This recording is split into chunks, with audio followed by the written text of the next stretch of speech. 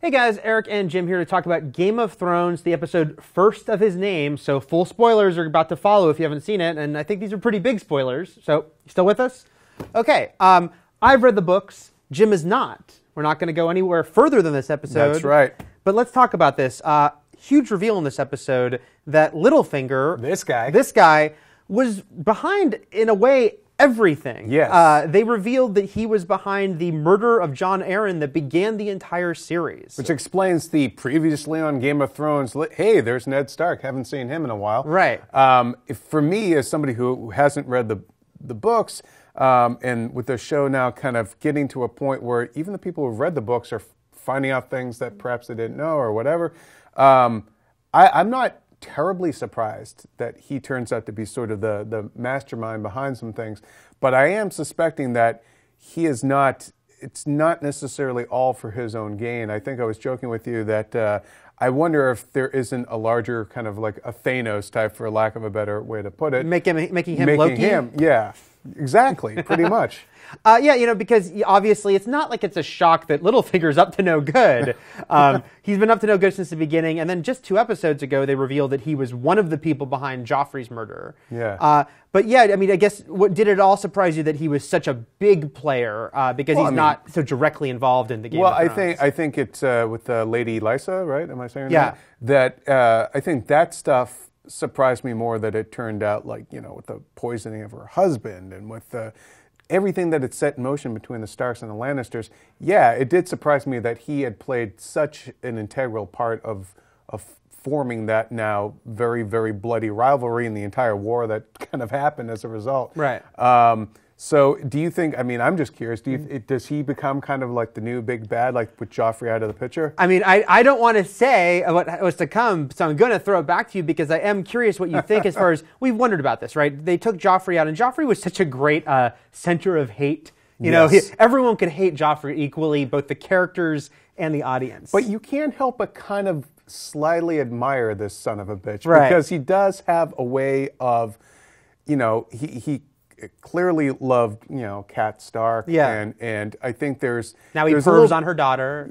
Exactly. He's kind of creeping there. But there is something, I don't know, I feel like there's a bit, he's not crazy. Mm-hmm. He's crazy as a fox, but he's not crazy. And I'm reticent to think whether or not he's going to become the new big bad, because the minute I fixate on any character, they usually get brutally murdered. Right. So I don't know. If he did, though, do you think he has what it takes, I guess, to like hold the screen? Because I mean, he's not the only villain, and there are sadistic people out there, like Walder Frey and Ramsay Snow still.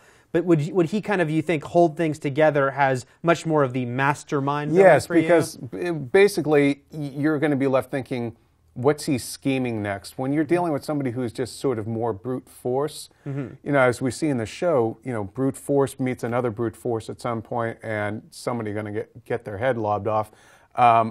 With this guy, the whole idea, the political machinations, the Game of Thrones, like, yes, he is actually a very good villain in that regard.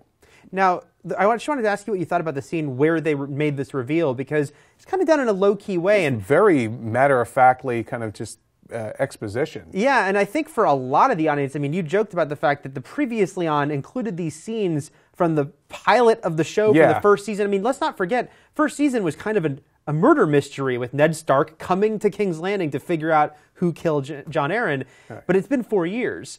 So was it, what did you think of how they handled it in that kind of throwaway way? I did have to kind of go back and look up a few things that I, frankly, I mean, just remembering the name Jon Arryn, I was like, oh yeah, wait, there was that whole thing from way early on. And I think by seeing Ned Stark again, it definitely, it triggered the memories of how everything that had once been whole has now been splintered apart. And it does put into focus, when the Lannisters showed up, yes, there was clearly no love lost there, but it didn't have to end up going the way that it did. And to knowing that Baelish is basically responsible for all of that, I want him to stick around longer on the show. I hope he doesn't get killed off soon.